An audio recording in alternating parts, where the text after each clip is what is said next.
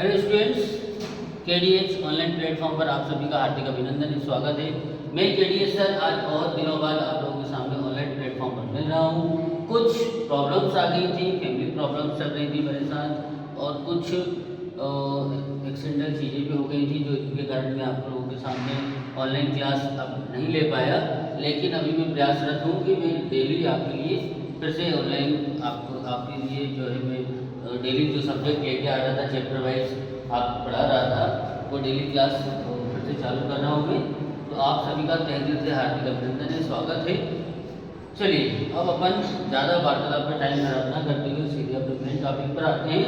Class 8 class का chapter number 8 का exercise 8.2 8.1 तक मैं आपको एक्सप्लेन कर चुका था। 8.2 आज मैं आपको बता रहा हूँ कि किसी भी नंबर का प्रोडक्ट किस तरह से निकाला जाता है। मैं एडिशन और सब्सट्रैक्शन ये दोनों आपको पुरानी और पिछली वीडियो में दिखा चुका था। यदि आप लोगों को कोई भी डाउट होता है तो आप मुझे कमेंट्स के माध्यम से आप मुझसे संपर्क कर सकते हैं, मुझे बता सकते हैं कि आपको किस एक्सरसाइज में किस क्वेश्चन में क्या डाउट है, तो मैं आपको एक्सप्लेन करूँगा, ठीक है ना। और मैं चाहता हूँ कि आप लोग अधिक से अधिक संख्या में चैनल को ज्वाइन करें, लाइक और सब्सक्राइब करना ना भूलें। देखिए 8.2 में फर्स्ट क्वेश्चन लिखा हुआ है इसमें कि find the product of following pair of monomial, है ना। मोनोमियल, बाइनोमियल, ट्राइनोमियल, तीन प्रकार के पॉलिनोमियलों में तीन प्रकार के नाम पढ़ते हैं। मोनोमियल जिनकी पावर 1 होती है वो मोनोमियल कहलाते हैं। बाइनोमियल पावर में नहीं बोलेंगे अपन यहाँ पर। मोनोमियल मतलब 1 digit, binomial 2 digits, 2 different type के नंबर होंगे। और ट्राइनोमियल में 3 टाइप के नंबर होंगे, 3 वेरिएबल होंगे, 3 टाइप के वेरिएबल होंगे। तो इस तरह से अपन पढ़ते हैं। तो देखिए जरा, जैसे फर्स्ट क्वेश्चन में लिखा हुआ है 8.2 जब हम चालू कर रहे हैं उस वक्त को फाइंड करना है प्रोडक्ट। तो और पहले क्वेश्चन है उसमें लिखा हुआ है 4 और 7p। ये क्या है? मोनोमियल है, क्योंकि एक ही टाइप का जो नंबर दिया है वो 1 टाइप का नंबर है, जो मोनोमियल कहलाएगा, ठीक है ना। अब हमें क्या करना है? प्रोडक्ट फाइंड करना है। प्रोडक्ट का मतलब क्या होता है? मल्टीप्लाई। तो 4 का 7 से मल्टीप्लाई करेंगे तो क्या आएगा? 4 7 28p। It's very easy. आपको ध्यान क्या रखना है? आपको ध्यान रखना है कि जो कांस्टेंट नंबर होते हैं, जैसे फॉर एग्जांपल 1 2 3, तो जो नंबर से मल्टीप्लाई करना है और एबीसीडी का एबीसीडी से मल्टीप्लाई करना है। जो सेम डिजिट के नंबर होंगे उन पे फोकस करना है। अब सेम डिजिट में आपको कुछ चीज़ें ये याद करना है, जैसे सेम नंबर है और उनकी पावर अलग अलग है और दोनों मल्टीप्लाई में है। तो इनटू में जब भी दो सेम नंबर जब भी इनटू में होते हैं तो उनकी पावर क्या होती है? प्लस हो जाती है। यदि जब भी दो नंबर डिवाइड में होते हैं तो उनकी पावर माइनस हो जाती है, ठीक है ना। अब वो डिवाइड ऐसा भी हो सकता है और ये डिवाइड इस टाइप का भी हो सकता है, डिवाइड का साइन लगा हुआ है ना। यदि कोई नंबर पे पावर के ऊपर पावर होती है तो उन दोनों पावर्स का मल्टीप्लाई कर देते हैं, है ना। यदि पावर नेगेटिव होती है तो नंबर रेसिप्रोकल हो जाता है। जैसे ये a/b के फॉर्म में लिखा हुआ है, उसकी पावर नेगेटिव है, तो प्लस में चेंज करेंगे तो नंबर क्या हो जाएगा? रेसिप्रोकल हो जाएगा। तो ये जो फॉर्मूले लिखे हैं हमने आपके सामने, ये जो फॉर्मूले हैं ये अभी आने वाली एक्सरसाइज में भी काम आएंगे और सभी भी हम और बताएंगे एक बार, और रिवाइज भी हो जाएगा आपका, है ना। तो अभी आपको क्या याद रखना है कि जब सेम टाइप के नंबर होंगे तो सेम टाइप के नंबर का जब मल्टीप्लाई करेंगे तो उनकी पावर प्लस हो जाएगी, है ना।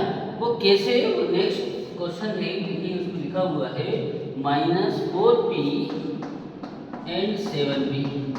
अब इन दोनों का हमें प्रोडक्ट निकालना है। तो किस किस का मल्टीप्लाई होगा भाई? -4 है ये और ये 7 है, ये दोनों क्या है? कांस्टेंट नंबर है। इन दोनों को मल्टीप्लाई करिए, 4 7 का 28 -28, और p का p से मल्टीप्लाई कीजिए तो क्या हो जाएगा? ये p², ठीक है ना। तो इस तरह से अभी क्या होगा? p² क्यों होगा? क्योंकि इनटू में सेम नंबर, टाइम में इनटू में, तो पावर क्या है दोनों की? 1 1, तो कितनी पावर होगी? 2 है, ठीक है ना। अब जैसे थर्ड नंबर पे लिखा हुआ है, ये सब मोनोमियल है ना। अब थर्ड नंबर पे लिखा है -4p का मल्टीप्लाई करना है 7p³ से। तो देखिए जरा अब कैसे होगा? -4 और 7 बोथ आर कांस्टेंट, है ना। They are multiply to each other, तो 4 7 28। अब ये p है और सेम टाइप का नंबर यहाँ पे देखिए p है, p इन दोनों को मल्टीप्लाई होगा तो p की पावर 1 p की पावर 1 1 क्यूब आउट हो जाएगी और ये क्यूब एज इट इज रहेगा जैसा है। तो इस टाइप से आपको मल्टीप्लाई करना है। ये हो गए मोनोमियल वाले प्रोडक्ट। अब इसको हम और अलग टाइप से भी पढ़ते हैं। जब मोनोमियल नहीं हो, बाइनोमियल हो, ट्राइनोमियल हो, पॉलिनोमियल हो, उस टाइप के नंबर्स को किस तरह से सॉल्व करेंगे वो भी अपन देखते हैं।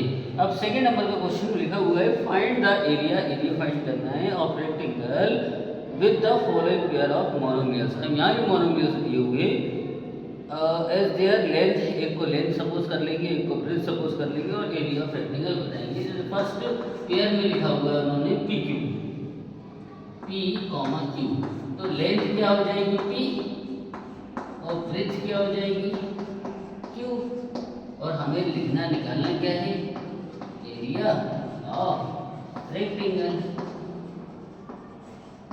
सम्स छोटे से छोटा हो चाहे बड़े से बड़ा, सम्स किसी भी टाइप का हो, लेकिन तरीका करने का तरीका एक ही रहता है। तरीका कभी नहीं बदलता। क्या बदलते हैं? नंबर्स बदलते हैं, सम्स बदलते हैं, सम्स को सॉल्व करने का तरीका कभी भी नहीं बदलता। ध्यान दीजिए, है ना। और मैं चाहता हूँ कि बीच बीच में आप लोग मुझे कमेंट्स डालते रहें ताकि मुझे भी लगे कि हाँ मेरे स्टूडेंट्स को मेरी वीडियो पसंद आती है। वो चाहते हैं कि सर आप और अधिक से अधिक वीडियोस लेके आएँ, अधिक से अधिक संख्या में अच्छे से अच्छे एक्सप्लेन कीजिए और बड़े से बड़े कॉम्पिटिटिव एग्जाम की प्रिपरेशन आप चालू करिए। किसी भी टाइप के क्वेश्चन होते हैं उनको सॉल्व करने के कितने तरीके हो सकते हैं ये भी हमें सिखाइए। तो आप लोग का मैं इंतजार करता रहता हूँ कि कमेंट्स से मुझे कुछ ना कुछ मिले ताकि मैं आप लोगों को आपके क्वेश्चनों का जवाब दूँ। चलिए अब अपन फिर अपनी मेन पोजीशन पर आते हैं। अपन निकालने का एरिया फॉर्मूला होता है लेंथ इनटू ब्रेथ। लेंथ क्या है गिवन है पी, ब्रेथ क्यू, दोनों को मल्टीप्लाई करेंगे पी, राइट। ये क्या हो गया एरिया ऑफ रेक्टेंगल। अब सेकंड पेयर में उन्होंने लिखा है 10m 5m।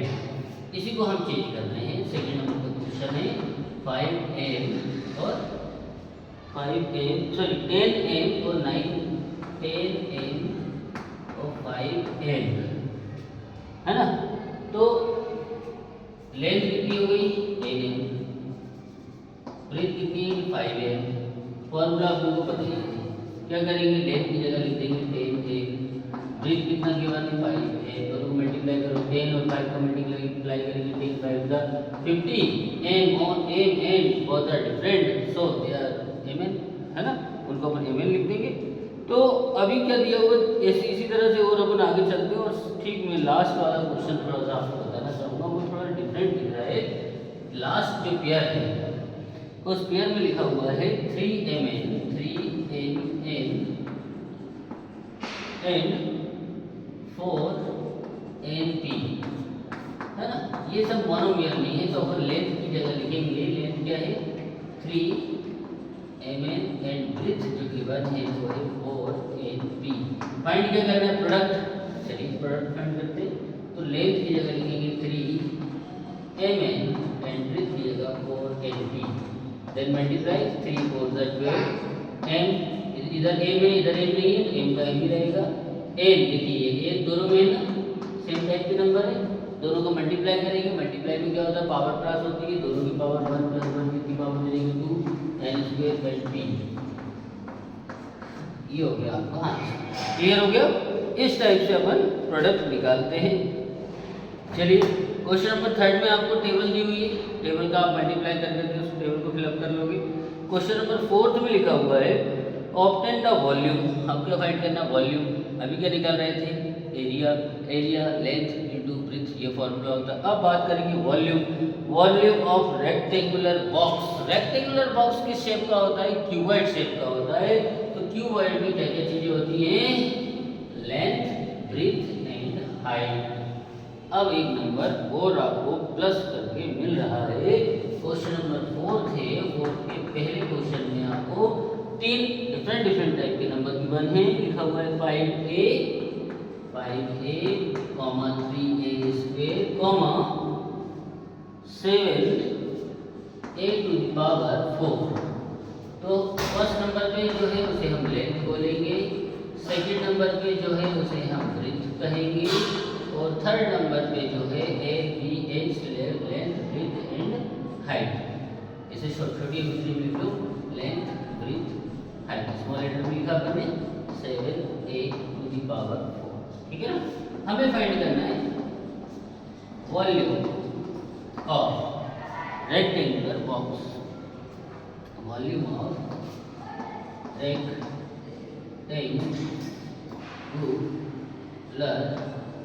बॉक्स। इस टाइप का होता है, क्यूबॉइड शेप का होता है। क्यूबॉइड का वॉल्यूम होता है length into breadth into height. Area में हमने लेंथ इंटू ब्रेथ करा ही था, अब एक चीज और बढ़ गई, वो है हाइट। लेंथ इंटू हाइट क्या करेंगे, तीनों का मल्टीप्लाई। लेंथ कितनी है 5a इंटू 3, ब्रेथ कितनी है 3a², हाइट कितनी है 7a⁴। अब क्या होगा, मल्टीप्लाई होगा किस का, नंबर का। नंबर है 5 इंटू 3 इंटू 7, ये डिजिट है। अब ए कितने हो जाएंगे, देखो जरा, ये 1, ये 2, ये 4, कितने हो जाएंगे टोटल, काउंट करो, 4 2 6, 6 और 1 7, है ना। इनका मल्टीप्लाई कीजिए तो 5 3 15, 15 7 105, a⁴ 7, ठीक है ना। ये हो गया आपका। तो इस तरह से अपन वॉल्यूम फाइंड कर लेते हैं। तो अभी आप जो और भी है क्वेश्चन इसमें आप लगाइएगा। थर्ड नंबर का क्वेश्चन और बता देते हैं हम, ठीक है ना। थर्ड नंबर का क्वेश्चन है, उसमें क्या, उसमें भी वॉल्यूम भी फाइंड करेंगे। तो वॉल्यूम का फॉर्मूला हमने बताया। थर्ड नंबर का क्वेश्चन है और इस क्वेश्चन में लिखा हुआ है x y 2x² y and 2xy²। Okay, तो वही तीन नंबर है। तो 3 नंबर में क्या हो जाएगा, एक लेंथ, एक ब्रीथ, एक हाइट। तो लेंथ होगी आपकी xy, ब्रीथ है 2x² y एंड हाइट है 2xy। अब LBH length breadth height formula लगाएंगे। लेंथ हो जाएगी xy इंटू ब्रीथ हो जाएगी 2x² y एंड हाइट हो जाएगी 2xy। चलिए मल्टीप्लाई करेंगे, नंबर तो नंबर से मल्टीप्लाई कीजिए, 2 2 4। x कितने हैं, काउंट करिए, 1 2 कितने 3 3 में 2 और 1 3 3 और 1, इसकी पावर हो जाएगी x की पावर 4। अच्छा y काउंट करिए 1 2 3 x की पावर 3। ये क्या हो गया, वॉल्यूम, है ना। अभी एक चीज और बता देते हैं कि जो यूनिट होती है, unit of square, unit of area, जब भी हम एरिया फाइंड करते हैं और सेंटीमीटर में है तो सेंटीमीटर स्क्वायर आएगा, मीटर में है तो मीटर स्क्वायर आएगा, ठीक है ना। जब वॉल्यूम फाइंड करते हैं तो यूनिट ऑफ वॉल्यूम का यूनिट होता है, तो सेंटीमीटर में सम चल रहा है तो हम पावर 3 लगा कर लिखते हैं, और स्क्वायर में चल रहा है, फिर मीटर में चल रहा है तो मीटर क्यूब लगा के लिखते हैं। तो इस एरिया की पहचान स्क्वायर होती है और वॉल्यूम की पहचान क्यूब होती है। इस पावर 3 को हम बोलते हैं क्यूब, ठीक है, और इसको बोलते हैं स्क्वायर, ठीक है ना। ये छोटी छोटी मगर मोटी बातें आप लोगों को पता होना चाहिए। चलिए, तो इस तरह से अपना 8.2 टॉपिक एक्सरसाइज कंप्लीट हो गई। 8.3 अपन कल देखेंगे। क्या होता है कि ज़्यादा लंबी वीडियो हो जाती है तो अपने को पढ़ने में, समझने में, सीखने में प्रॉब्लम क्रिएट होती है। आज का होमवर्क भी यही है कि 8.2 8.1 दोनों में पढ़ा चुका हो, दोनों की आप प्रैक्टिस कर लो, रिविज़न कर लो।